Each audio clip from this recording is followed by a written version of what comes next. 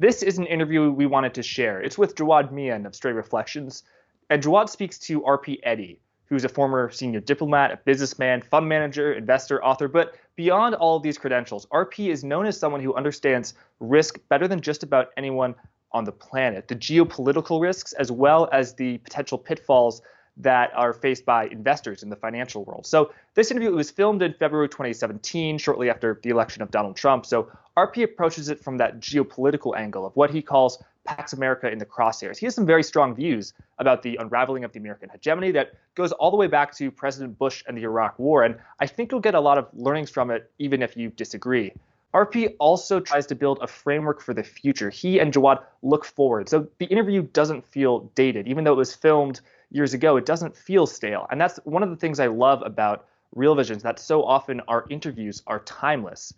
So if you actually have the time, please check through other interviews in the Real Vision archive. They, like this interview, offer that insight that you just won't get anywhere else.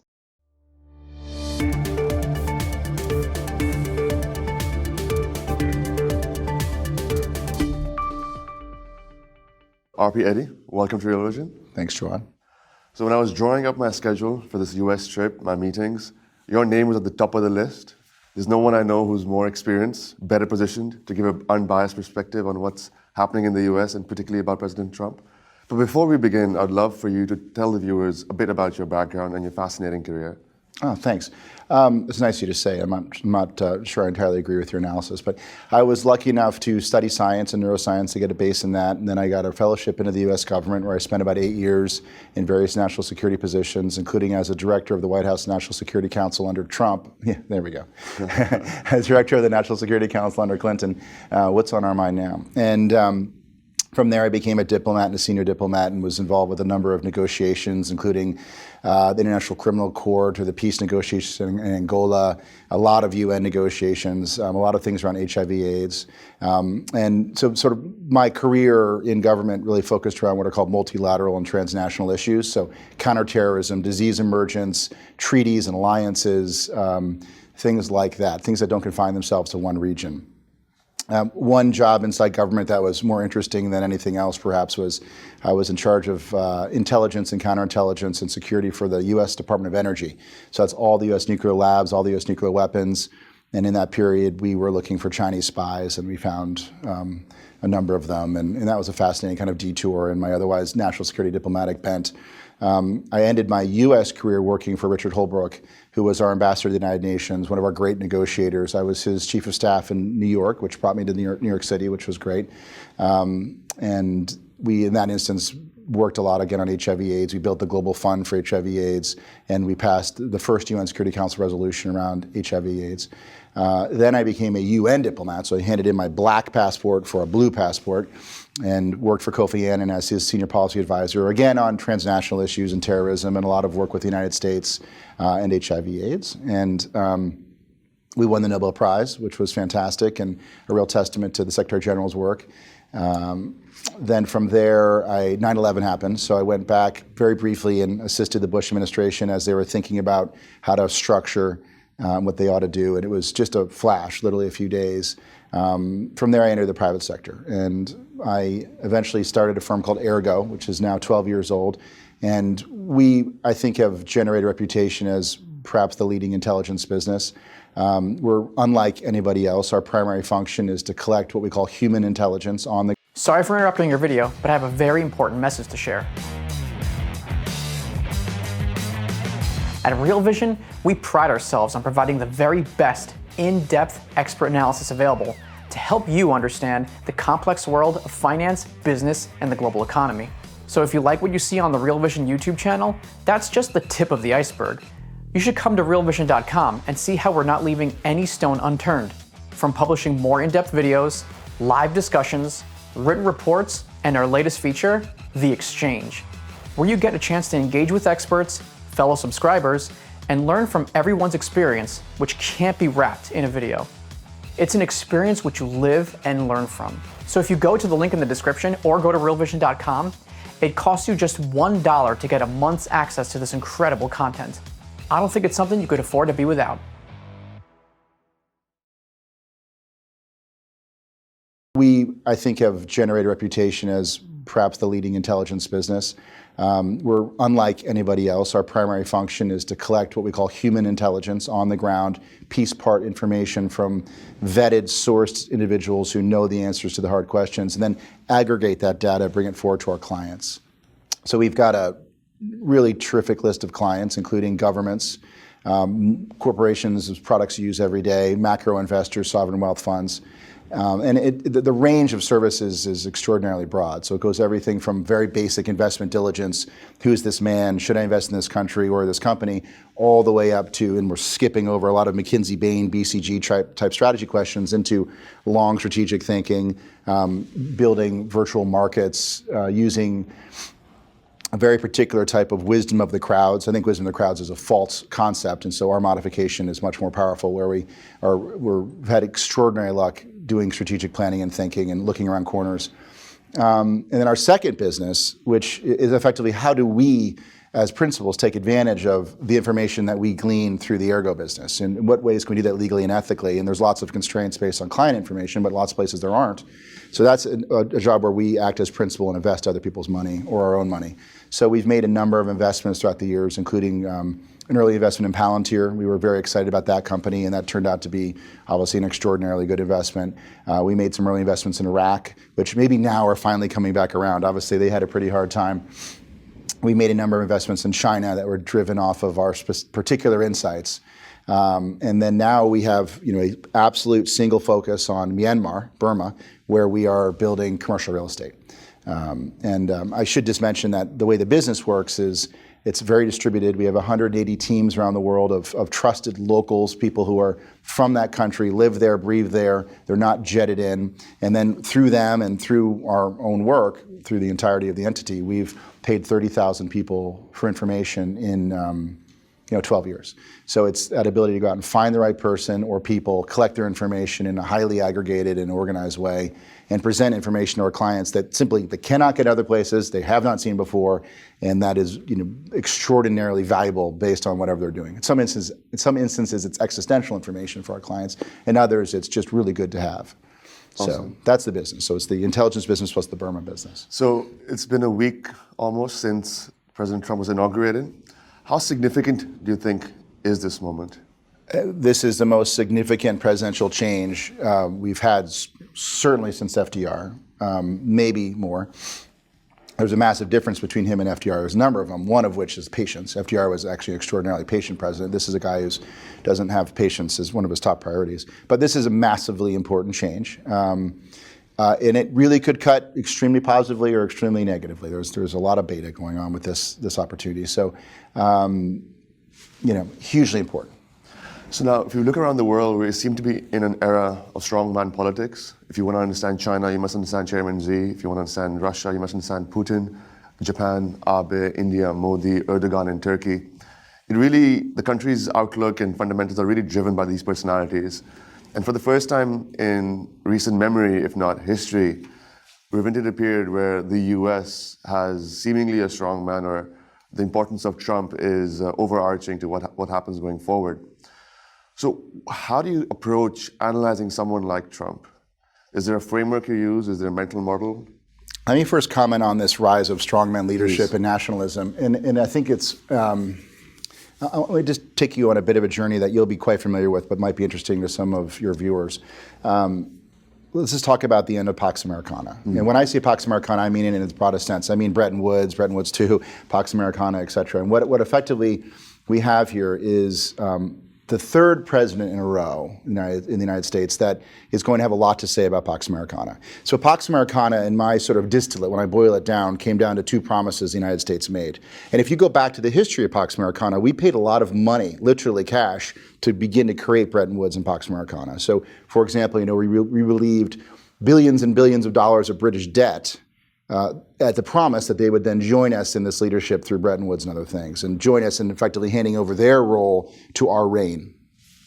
So America paid for it, and we built it, and we obviously had the lion's share of the profits from it and the lion's share of the leadership in it. So I'm just thinking of the UN Security Council, where we have the veto. I'm thinking of IMF, where we picked the leader. I'm thinking of World Bank, where again we picked the leader. I'm thinking about where we have the veto vote and the lead vote in a number of these organizations. So we were able to create a global framework that largely benefited us, but it was a very benign, a very benevolent hegemon kind of structure, right? So this is something you're quite familiar with.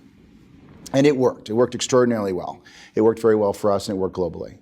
Then you have President Bush. So there's two promises inherent to Pax Americana. The first one is we are going to lead benevolently. We're going to follow international norms. We're going to stay within the rules. And that creates a game theory relationship for us with the other nations, right? So if we're going to follow the rules, and you helped write the rules, and you understand the rules, and they're transparent and clear, and the rules mean that we're not going to roll over you and your sovereignty if you play the game, and the game will benefit you, okay, they sign up.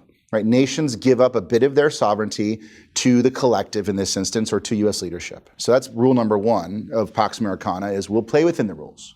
And the game theory structure is they're going to give up a little bit of their strength because they can trust us to do so. Rule number two is we'll be engaged, we'll be strategic, we'll be smart. You and I were talking earlier about how most nations don't put the thoughtfulness into policymaking the United States historically does. Most nations clearly don't have the capacities that we have. So rule number two is America will be there, America will support our allies, America will live up to its treaty commitments, etc. That's Pax Americana, worked great. Are there problems? Sure. President Bush, 43, comes into office and says rule number one's out the window, right? Now, the punchline of what I'm about to say, or one of the punchlines, is the end of Pax Americana happened on one day in September. The end of Pax Americana happened on 9/11. Osama bin Laden was the most extraordinarily powerful, asymmetric act of geopolitical history with those two airplanes. And he was, I don't know that he knew he'd break Pax Americana, but he knew he would create an issue, and he wrote about it, where the United States would start attacking people we shouldn't attack and start being a more assertive and aggressive nation. He did it. It worked. You know, a few $1,000s ended Pax Americana. So George Bush's response, he to some extent took the bait.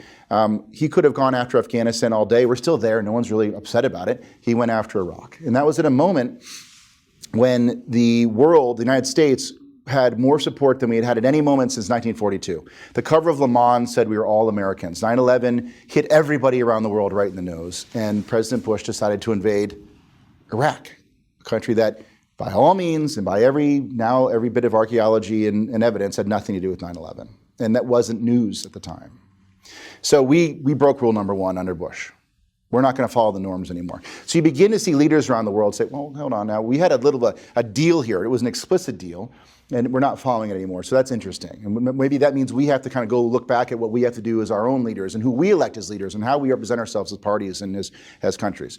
Then you have Obama come in, and like most presidencies, he is a reflexive response to the previous president. So Obama comes in and says, he kind of breaks rule number two. To some extent, right? Rule number two is we'll be there. We'll be strong, we'll be strategic, and we'll be accurate. He comes in and effectively, and there's so much political divisiveness written around these words, but he does come in and create, he stands back American assertiveness, certainly. He has his own reasons to do it. I don't think he was correct. I think we pay a high price for it. Now, you're Duterte, you're Abe, you're Xi, you're Putin, you're a number of people, and you see this, both of these behaviors, and you go, to one extent, I'm motivated to now take care of my own sovereignty because the big brother on the block isn't really trustworthy anymore, nor is he possibly there. Or B, nice, I have the chance to go become Pan-Slavic again, or go create the Ottoman Empire again, or do whatever it is that is sort of in my soul. There's a very important thing to understand that's different about the leaders we described in U.S. leadership. So Putin, Erdogan, clearly the Kim family in North Korea, I'm forgetting a big one, they're not in office for a term. They're in office for life, right? So if you're a US president and you blow it, right? Who blew it, right? Clinton blew it. He got impeached, not convicted. Impeached, not convicted. He's doing fine. He's not in jail. He's living the high life flying around in G5s and BBJs, right? Nixon goes out, does get, he does leave office in embarrassment. He does fine too. He's not in jail. So if you blow it as a US president, you go onto your library, you're revered, you're respected, you're protected. If Putin blows it, if Putin leaves, if Erdogan leaves, these guys leave feet first, right? They die. They can't leave office. So at a personal, Xi, right? At a personal level, they have to stay in power or they die. So it's a very different set of motivations. And you think about Xi, Xi's in power, CCP's in power to keep the CCC in power. I think I added an extra C there. But they're in power to keep themselves in power.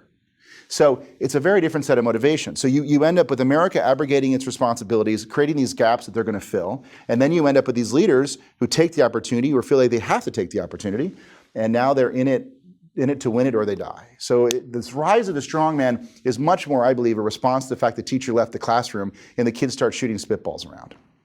Obviously, we pay a massive cost. The free markets pay a massive cost. Human rights pay a massive cost. It's a big, big problem. So sorry, that's not an answer about Trump. But it's worth noting, all those things happened before Trump. Every person you mentioned, Duarte, Xi, these are all pre-Trump phenomena, right? So now you get to Trump.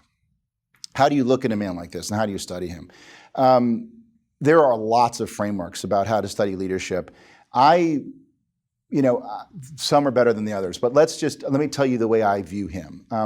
I think you have a man, and there's so many fascinating aspects to think about. The question of how did he win? What does he want to do? But how did he win question, by the way, is totally overdone, but let's get back to it if you'd like. Who is this guy? Donald Trump was a guy who was born to extraordinary wealth and privilege. He had, I think by all accounts, a middling amount of business success based on what he started with. But he was extraordinarily successful, and maybe to have perhaps the greatest extent of anyone in history at one thing, which is building his brand. And so he proved the fact that it's better to be known than to be right. Right? So to some extent, the rise of Kim Kardashian is not dissimilar to the rise of Donald Trump and many, many other celebrities who were able to build themselves up through, it used to be publicists and it used to be getting large movie contracts, and now you do it through a variety of behaviors. It could be, think about how those people became notable, probably not worth conversation on this tape, but there's a lot of ways to get attention, and Donald Trump found one. So he's extraordinarily concerned about his brand, and he's extraordinarily concerned about being in the public image. And now why? Well, it's worked for him. This is a guy who has learned his whole life that the only people he can really trust are his family. I think it was a very wise assumption by him to make.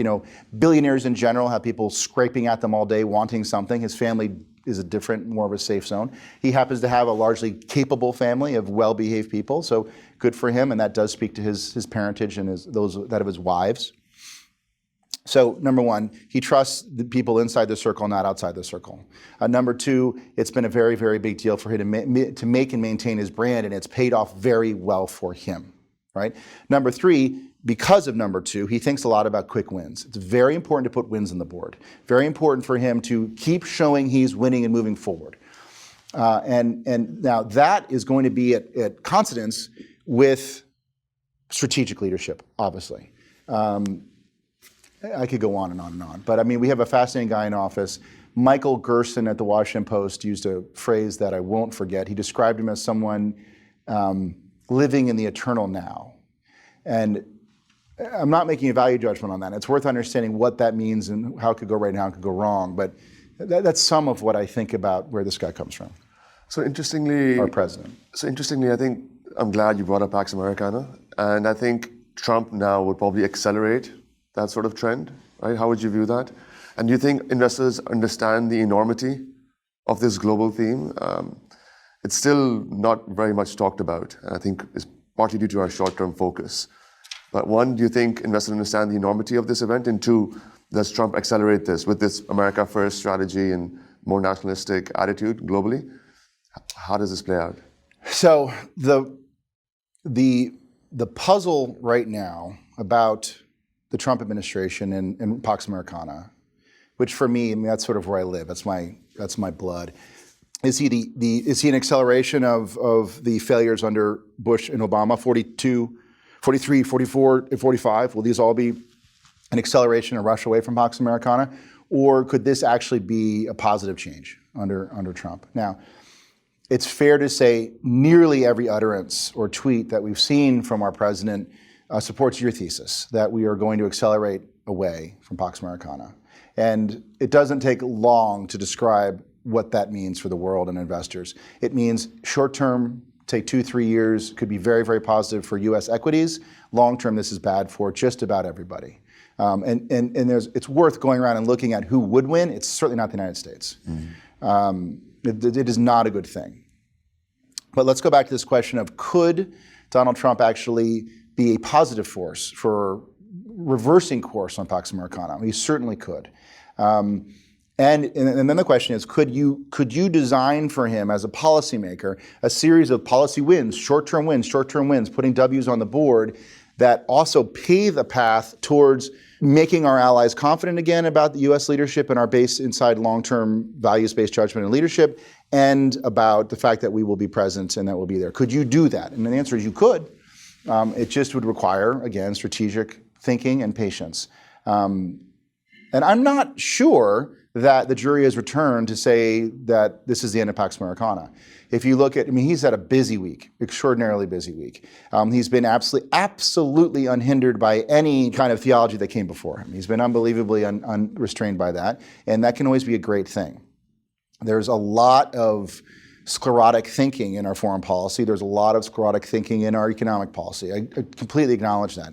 And if nothing else, he's going to throw that all away. What will he replace it with? I don't know.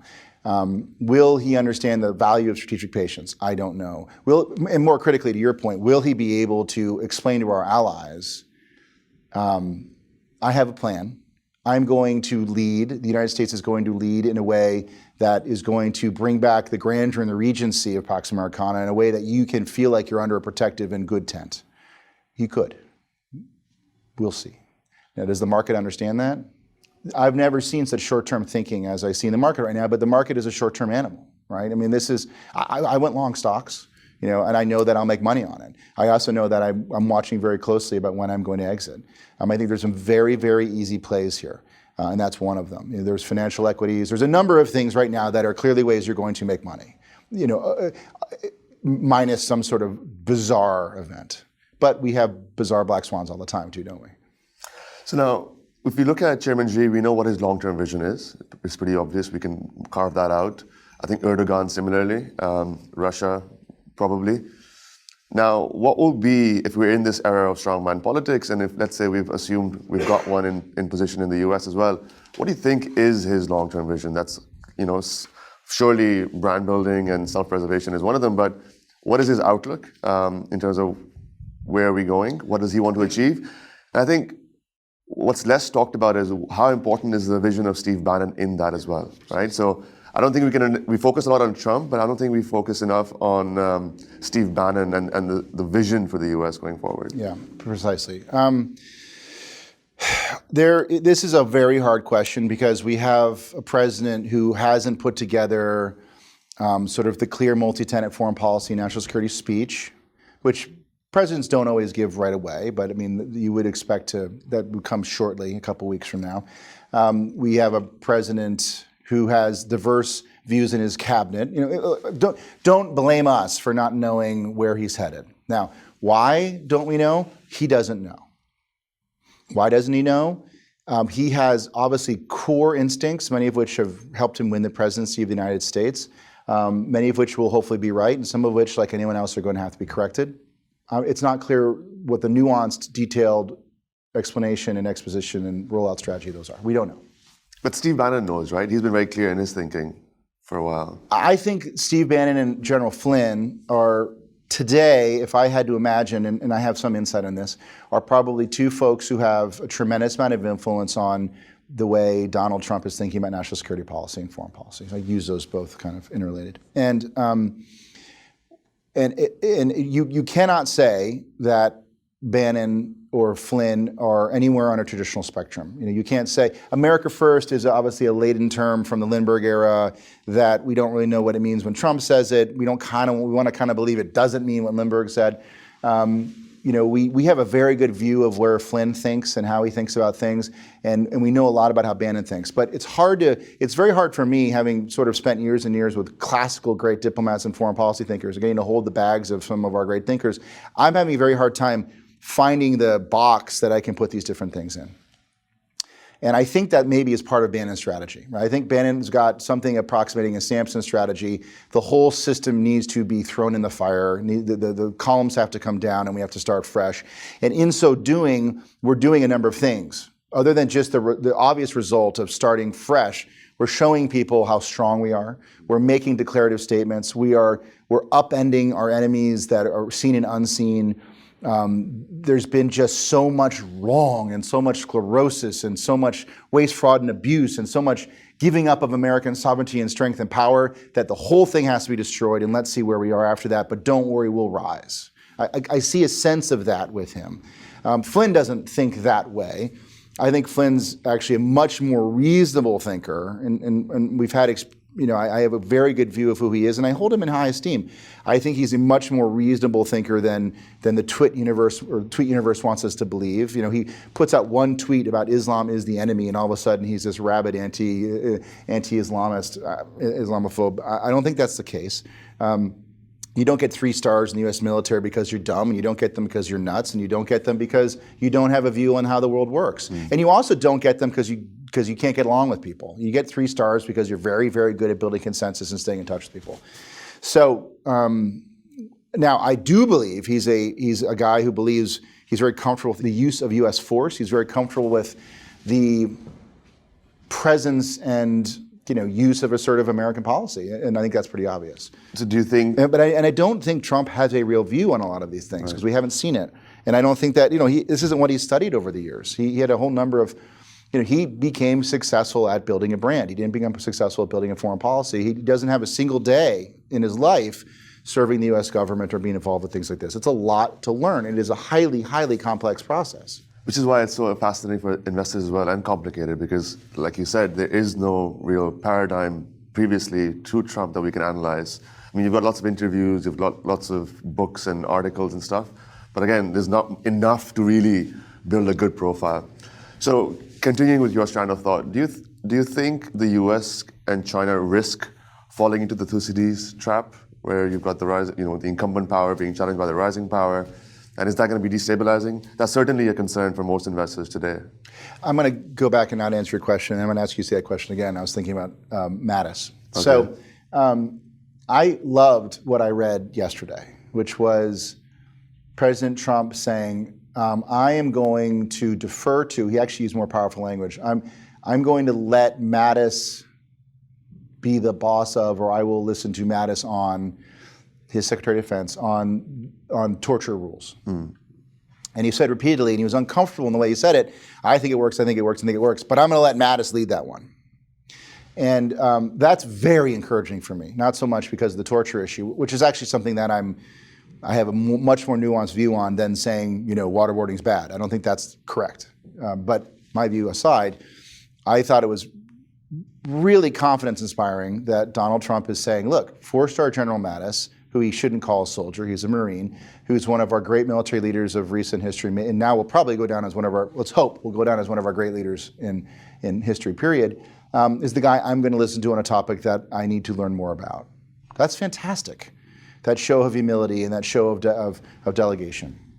So it's a sign of hope, and there are a few of them. So I'm sorry, now I was thinking about that, not your question. No, I appreciate that. So now the question was basically more about US-China relations. What's the greatest geopolitical source of risk in the world? And the question was more specifically the Thucydides trap. Is that the risk between the US and China, or the incumbent power and the rising power forced to challenge? Because that's really what we've seen as well in our conversations lately. The concern. Thucydides trap? Yeah. I don't know that theory. It's basically you've got, again, China was pretty insignificant 20, 25, 30 years ago as a percent of global GDP. 4% now, it's almost equivalent to the US in terms of GNP terms. So to your point, where Pax America has also ended because you've got China that's economically more significant, and as you become an economic power, you want to be a political power as well. So at some point, you're going to clash. It's just natural, right? So is that inevitable, or is there a way to have what China or Chairman Xi has had, great power relations, for example? Right? So one thing that Trump has right, that other presidents didn't get right, is recognizing China is a major threat to the United States. I don't think they're a threat because they're coming after us. I think they're a threat for precisely what you just described. They're a threat for because the world's getting a little too big for both of us. And I'm happy to see that he's recognizing that. The problem is our ability to influence China in a way where we could really have our way with them ended in the late 90s. So we now have the second largest economy in the world. We now have a relatively good military, effectively one that could extract great harm from us if we decided to try to push them. And we now have a situation where we've decided, regardless of what we haven't done since 1992, we now decide we want to do something about what they're doing in South China Sea and other issues. So we are now lining up for some very, very ugly futures. Now, there's an important question to ask on the Trump side. I'm not going to say gamesmanship, I'm going to say salesmanship. Is this salesmanship? Is this negotiating, out of Art of the Deal, the Trump book? I think it's called Art of the Deal, right? And I hope it is, and I kind of think it is. I think that this is a president who believes he can just lard as much uncomfortableness on you as possible and push you as hard as you can and drive, and then come back to what he wanted, and now you feel like it's a win because he's pushed you so far off base. That probably works quite well in real estate negotiations. In fact, I know it does, but it doesn't work well in international politics. And if you had to pick one country and one guy who it's not going to work with, it's Chairman Xi, not Premier Xi. That's not the guy who's going to go for it. I've negotiated with the Chinese at very high levels, and I've never seen folks who are more capable of just saying no. So that's not going to work. And what it's doing instead is creating a lot of ambiguity and stress about the relationship, which is what he wants, but I just don't think it's going to have the outcome that he thinks it will. So where does this end up? Also of note, and I'm being a little nonlinear here, most people don't realize, your viewers probably do, but the United States and China are not that linked economically anymore. I think it's 26% of the Chinese economy is export driven. This is not a massive number. It used to be, it isn't. The United States obviously sells less to China than we buy from them, but it's not dramatically different in scale, the imbalance. If you go to China and buy products, you're largely buying made in China products. That's a big part of what the CCP has been working on for years.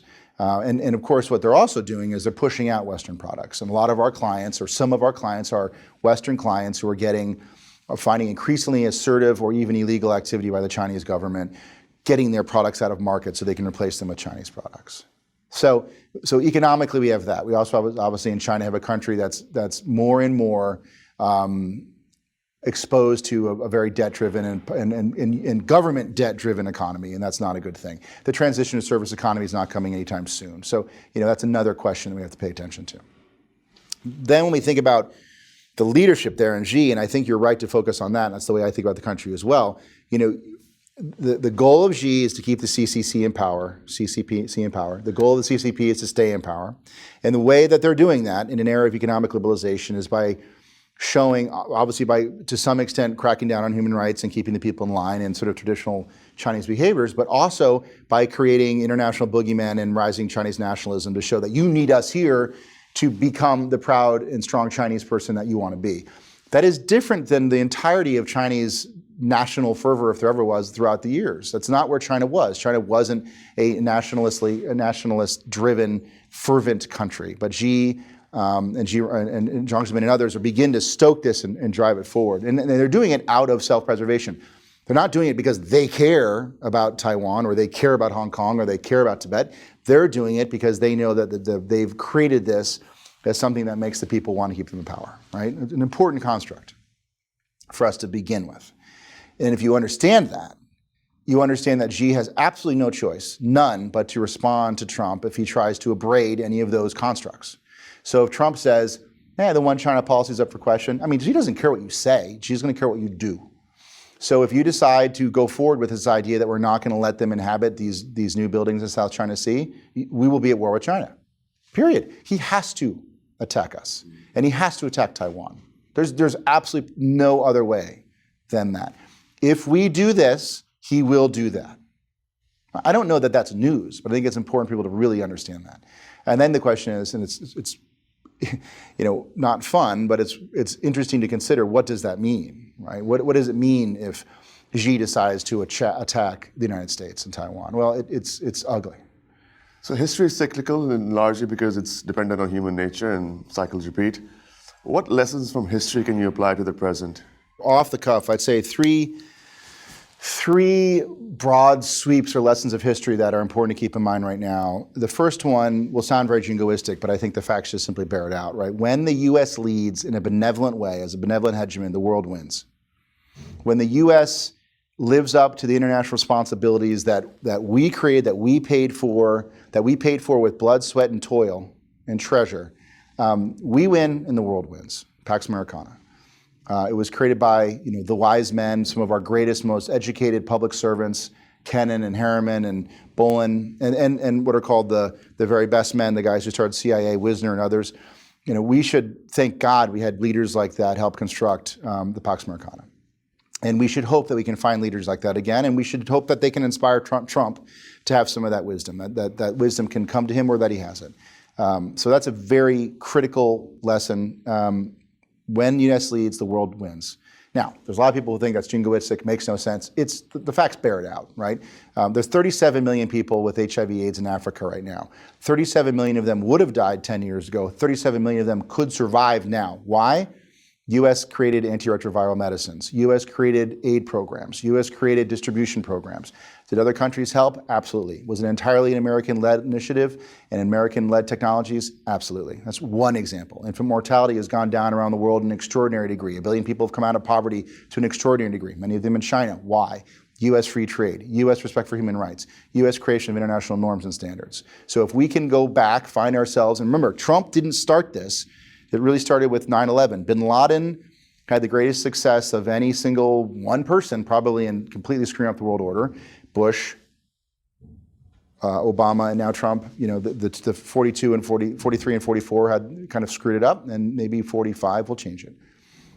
So that's rule number one, or a lesson of real value, I think. The second one, and this is, I should go in a different order perhaps here, and something that we have to really remember is when we are tribal animals. Right? There's nothing complicated about humans. We do best in a group of about 150 people. As we get to larger and larger groups, we have to agree to shared myth, right? If you can understand your brain, maybe you can understand 200 people, Jawad, because you're so bright. The average person can understand the interrelations of about 150 people. That's what we're best at. That's what our brains are designed for. That's how we interoperate. For us to then move into bigger and bigger communities and towns, we have to have shared myth. The shared myth is currency. The shared myth is nation state. The shared myth is soccer teams. The shared myth is that a Big Mac is better than a Quarter Pounder, or Miller Lite's better than Bud Light, right? We have to share those myths. When we begin to feel like we are under attack, when we begin to feel as humans that we're under siege, when the mortars come in, we then revert to type. We go back to people who look like us, speak like us, and come from where we come from, right? We become much more tribal. We go back from 8 billion, 7 billion down to 150, right? So pressure creates racism. Pressure creates all the homophobia. Pressure creates the problems between larger and larger numbers of people. There are people out there who are selling pressure. They're out there selling divisiveness. The TV stations on both sides who want us to believe the world's falling off a cliff, the leaders on both sides who want us to believe that without their leadership, we're in massive tragedy, are preying on, and this is classic demagogic behavior, obviously, they're preying on that very human emotion and revert to type. It's a very important lesson for us to realize as well. So what that means is we have to be able to speak truth about what's actually happening. We have to be able to have confidence inside our leadership and our press. There is a whole nother conversation here about what's going on with micromedia bubbling and all this whole number of factors that are driving humans away from each other, what are driving the rich away from the poor, particularly in the United States and across the world. And it really comes down to, the tribalism I described, the mimetic response of humans who see what others have and want it, very deeply built inside of what we had, and wasn't present in the pre-internet era. And it's very much based in people who are taking advantage of those things.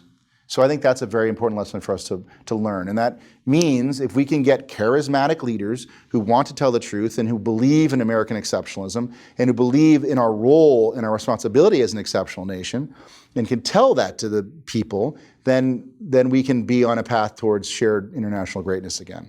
And there's no reason Trump can't do that. He certainly knows how to command an audience.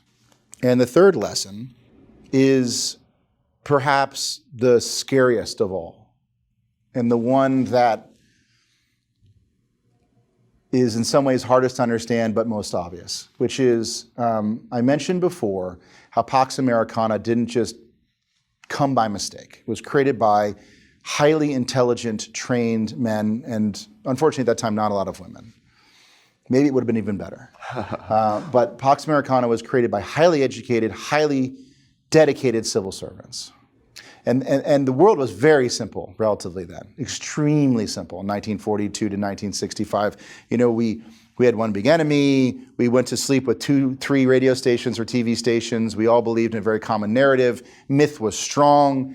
The world was largely united. America was following the rules that we had built and benefited us.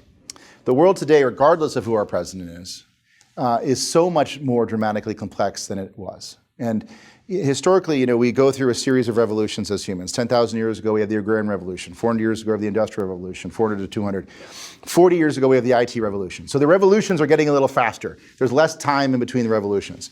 And you can see the IT revolution and all the things that it's brought to us has not been universally positive. And I don't just mean that people are getting elected because of demagogic capacity to be known and not right.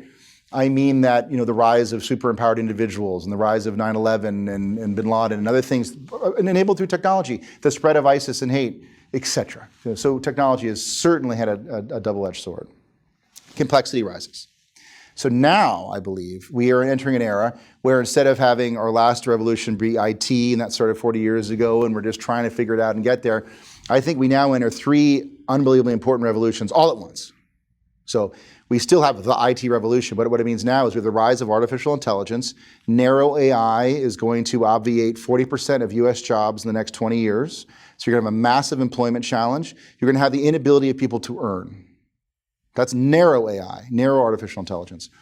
General artificial intelligence is coming much faster than we think. You and I heard about the Google TPUs, the extraordinary acceleration of technology and the capacity to go through computing functions much faster, cheaper, less silicon, less energy. That's great. It also means general intelligence, general artificial intelligence. The rise of a machine as smarter than humans is coming much faster than we think. The best brains, when surveyed in 2014, before the TPU thing became very popular or obvious, believe that we're going to have the rise of general artificial intelligence in, let's say, about 30 or 40 years. I think that number's faster. I think the years are sooner. And then the other revolution we have is around genetics. The advent of CRISPR and the ability to very easily edit human code and animal code and change and to effectively build 6'6", blue-eyed, 190 IQ people or people who look like you, whatever you want, is around the corner. This is not the stuff of science fiction novels anymore. It is here. People are doing it now. Ergo knows. There are people right now who are doing embryo selection for things other than just disease emergence. There are people now who are in the shadows, who are manipulating and working with genetic code in such a way to create superhumans. It's now. It wasn't in the 90s, it's today. So we have AI, we have genetics, and then we have the revolution of energy, right? So energy ideally will become cheap and abundant, and those are 3 massive things. I didn't even address climate change. But we have 3 massive, because I think it's a little longer impact, right? There's a real question to be asked about will we have a massive sudden sea level rise problem? It could be out there. I can't remember the name of the scientist, but he is predicting, a guy who's had a lot of success previously, we're going to have massive sea level rise rapidly, much more than the UN predictions. But ignoring that, we have 3 revolutions staring us in the face. Now, remember what I said about Pax Americana and the era there being extremely complex and the necessity of very, very educated, dedicated civil servants to create the frameworks that worked, and honesty and trust and the ability to believe each other. Just go back and look at the quotes about Stalin trusting Harriman, trusting Marshall. There was a lot of trust built in those relationships. There's none now among leadership, let alone people in the government, right? So we enter an era of unbelievable complexity, right? And we enter an era where we don't have leaders who are up to the task. We don't have those guys anymore. And I'm not saying Trump, this isn't about Trump, it's about any leader we've had recently. We do not have those dedicated, highly educated civil servants. They can't win elections anymore. They're too white shoe, they're too ivory tower, they're too something, right? They're not Joe Sixpack enough. They're not gonna win, they're not gonna lead. So here we are faced with more complexity than we've ever seen before at an nth degree of increase. And we at the same time are tossing away elite rule. We're tossing away the value and belief that highly educated, trained, smart people who want to give to this country should lead this country. It's a dangerous, dangerous place where we find ourselves. That, to me, is the reason that I don't have optimism about my children's future. Let me ask you a final question. Do you think we may see the end of democracy, or do we risk bringing an end to democracy. Now, keeping this in mind with your earlier themes of strongman politics, once you're in power, you want to stay in power. And it's consistent across the world, and we're seeing more signs of it now, perhaps in Japan, with Abe wanting to stay longer, perhaps Chairman Xi following the Congress and intentions to stay in power longer. Erdogan is certainly doing it. We've seen it previously in Pakistan multiple times. So do you think we risk the end of democracy in the US as well? I know people aren't really, a lot of people are frankly thinking that Trump is going to get impeached in a couple of years. I don't see that happening. So do you think there could be another extreme where he stays for 4 years, 8 years, there's an ability to amend the Constitution, appoint people where we have him in power much longer? So first, globally, are we going to see less democracy, less democratic rule, people giving over voluntarily their seats? Yes, we will. And I think it goes back to the fact that many of these nations used to work under Pax Americana, under a structure where their leaders simply had to effectively follow U.S. leadership. Everything would be okay. The people understood that. There wasn't that much shared threat. We lived under an umbrella. And in America, part of what we demanded of them was that they follow free markets, democracy, and human rights. Right? That's what we asked of them. What they asked of us is just keep the world on an even keel. Now, we're not providing our end of the bargain. They're not providing their end of the bargain. And remember, part of the motivation for these guys to win, there's two motivations. Part of why they're winning and part of why they now have to stay in power is precisely just that same reason, right? There's not still that Pax Americana anymore. The world is not as even a place as it was before. The people realize that, they see that, they feel that. And just like I was saying that Americans have been manipulated under the pressure of false news and demagogic news and yellow journalism, so have the people in those countries, right? And it's been a staple of demagogic leadership for years is the alien other, often is the United States, and how we have to resist them and how we have to fight against them. And if you don't keep me in power, the strong man, you're going to lose. So that certainly doesn't tie up nicely and equal democratic passes of power. Now, I'm not going to go through each of your leaders name by name. I don't think I'm concerned about this for Abe, but I certainly am with Erdogan, absolutely with Putin. Xi is a big question. I don't know how he's going to play this, but he is by far the greatest leader, most powerful leader in the history of China. Probably, certainly since Mao, maybe more than Deng. At this point, he's a little more powerful than Deng. That's a big deal. Will he give up power and walk out? I think he's not a corrupt leader, so he'll have more ability to leave and not feel like he's going to get imprisoned. Can't say that for Putin. And there's other motivations for Putin as well. So now back to the United States, we see the end of democracy. There's something in the United States that's extremely hard for people on the coasts to understand, and certainly foreigners to understand, and that is this massively deep, strong, abiding root belief and behavior and self-resilience and freedom in this country. And there's nothing like that anywhere else in the world, period, full stop. And it is in the people that make America great and strong and that fight our wars. They want freedom, they don't want government in their life. And if I were to tell them that there's a chance we have an end of democracy here, they would laugh all the way to the racetrack, all the way to the Daytona 500 and NASCAR rallies, because they say, no way, right?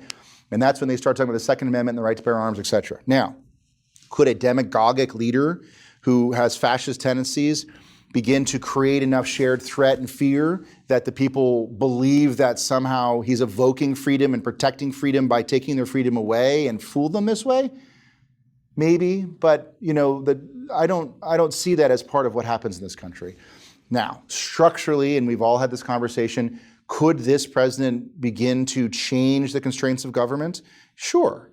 We do not live in a bulletproof government system in the United States. He is going to appoint at least 4, maybe 5 Supreme Court justices. That is a huge number. If he was able to appoint, and he right now could probably appoint anyone he wants, given his ability to ride herd over the Republican Congress, particularly the Senate in this instance, could he appoint people who would somehow sign up for his future demagogic fascist world? Sure. You could write a novel about it. I'm sure it's possible. So could have any other president. Obama could have, he didn't have as many Supreme Court justices to appoint, I don't think, but he could have done it any direction he wanted to as well. A good thing about Supreme Court justices is they often don't lead and make judgments in the way that the presidents who pick them think they will. To have the strength of character and the strength of academic success that it takes to become a Supreme Court justice, Now, these are pretty smart, savvy men and women. So I'm not that concerned about the end of democracy in the United States. I don't think that the American people would allow it. I think it's a big part of how we were raised and who we are and how we think of ourselves. Again, not on the coasts as much, but certainly in the heartland of America. Freedom and self-resilience is a very, very big part of who we are. And I think that the system of government could absolutely be manipulated to allow it to happen, but I think it would be hard to do. One final question. I'm Please. creeping in. I'm loving it. But you've dealt with major investors, clients around the world.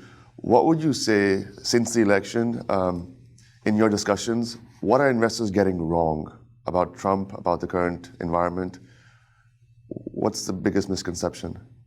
I think there are two very broad issues. And one is, certainly before the Trump phenomenon, you and I were talking about earlier, we have some of the absolute smartest people in the world as our clients, and it is such a joy and a privilege to listen to them and how they think and come into their process. And the one thing where I love being able to add value, and it happens time and time again, is to say, I get it. I see your economic model. I see your thousands of pages and your huge Excel spreadsheets, and I see why you believe this policy change has to happen, this regulation has to be moved, why this economy is going to go in this direction or the other. But you're completely missing the political and regulatory aspect of it. What is happening inside the voting booth? What's happening inside the minds of leaders? What's happening inside the plebiscite? And that's where we add value. And I think that it's something that's greatly overlooked by a lot of our clients, the value of understanding and predicting and manipulating politics and regulation. And now this presidency clearly is waking people up to this, right? Wait, well, hold on a second. Things, all of a sudden we have a guy in the White House, place I don't pay much attention to, who's dramatically changing everything I'm investing in.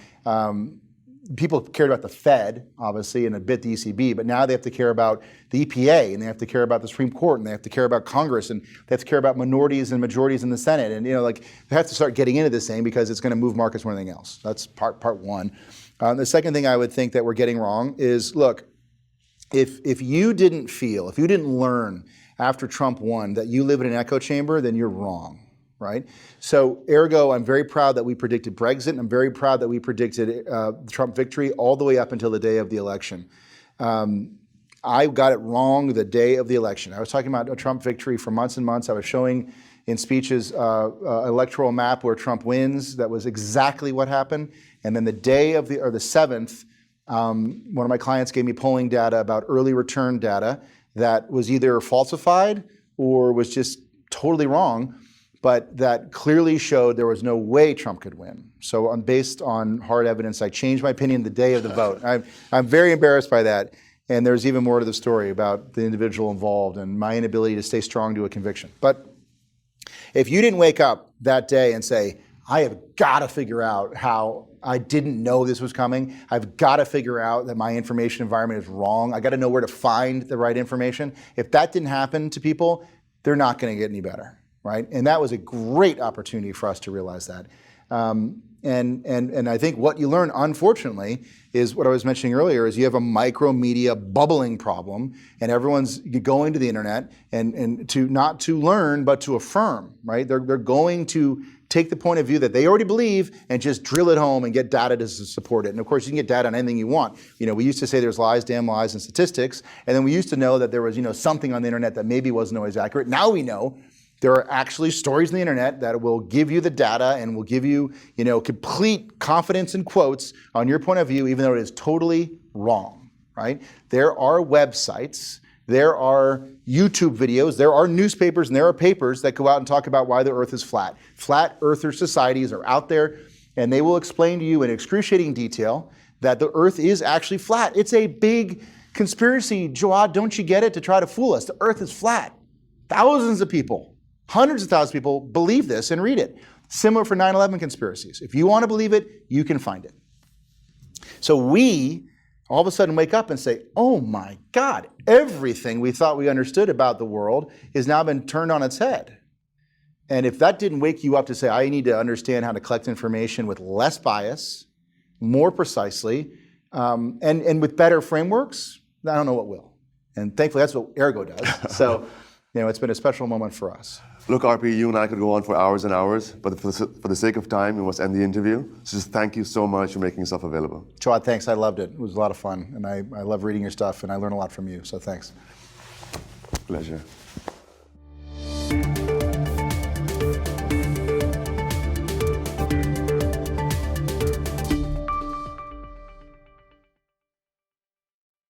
Thank you for watching this video. Now, this is just a taste of what we do at Real Vision. To learn more about the complex world of finance, business, and the global economy, click on the membership link in the description. It only costs $1 for a month's access. This will be the best dollar you ever invest.